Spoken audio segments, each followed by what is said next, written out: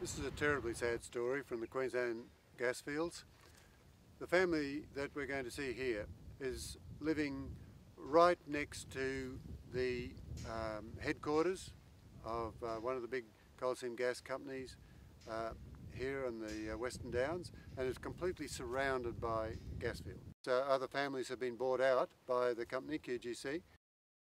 This man and his family have been left right in the middle of it, and they're suffering terribly.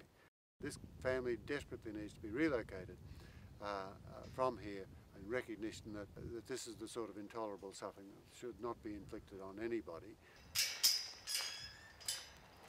I'm John Jenkyns, father of two disabled adult children. The youngest being Aaron, quadriplegic cerebral palsy, wheelchair bound. At the minute he's reduced to probably 4 hours sleep, 5 hours sleep, where he needs a minimum of 9-10 hours sleep to repair his body. As recommended by the Cerebral Palsy League, QGC had the league do a report back in 2012 stating that Aaron needed a quiet environment. The only thing I can liken the sound of the compression stations to is like a 747 taking off. And like when it runs and they let it run full kilter, it will literally shake the house. Our biggest issue is the health of the two children, suffering rashes, ear ringing, nosebleeds, constant lack of sleep. And for this, we have been at QGC for 3 years to move us. We understand now that other people in the area have been bought out.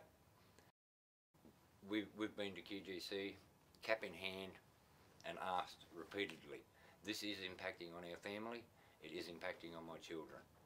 We want to be removed. We asked to be relocated to a place where it wouldn't impact on our health. Never asked for $1 million, all we wanted was what we had here. It was a nice little home, a little bit of acreage where Aaron can have his peace and quiet.